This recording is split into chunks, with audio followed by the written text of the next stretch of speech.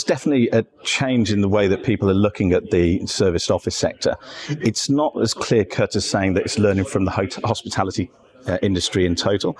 The reason being is that they are still separate entities. The way that you operate a serviced office is less transactional than the way you operate a hotel. In a hotel company, your receptionist will normally check you in and check you out. You'll hang around for 5 minutes and they're gone. You may see them again at a second point of time. When you actually look at what you can learn to bring through to the serviced office sector, you're looking more at restaurants. You're looking at people that have repeat customers, because you have to build a relationship with the members that are within your buildings, and you do that to retain the stickiness. They stay around for longer, it's much more profitable, and there's a lower acquisition cost. Now, we were talking earlier about the fact that green and ESG issues are becoming more important in the industry, particularly from the investment community perspective. Can you outline how both your businesses are looking at those issues? So to take it to Lamington Group to start off, we opened our first hotel in Chiswick, which is the world's first hotel, which is fully net zero, whole life and embodies. That's been done for a number of reasons. One of them, the owner of the business is passionate about making sure the entire business is whole life net zero. We're also pushing forward with a B Corp certification at the moment.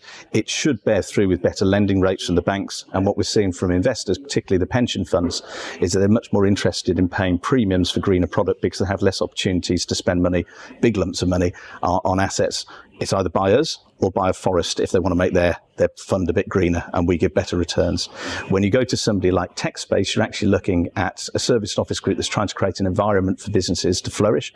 And with the EPC evolution coming in allegedly 2030, there'll be a huge amount of pressure on companies to go into buildings and not take spaces that aren't compliant with an EPC BREEAM rating of B or better.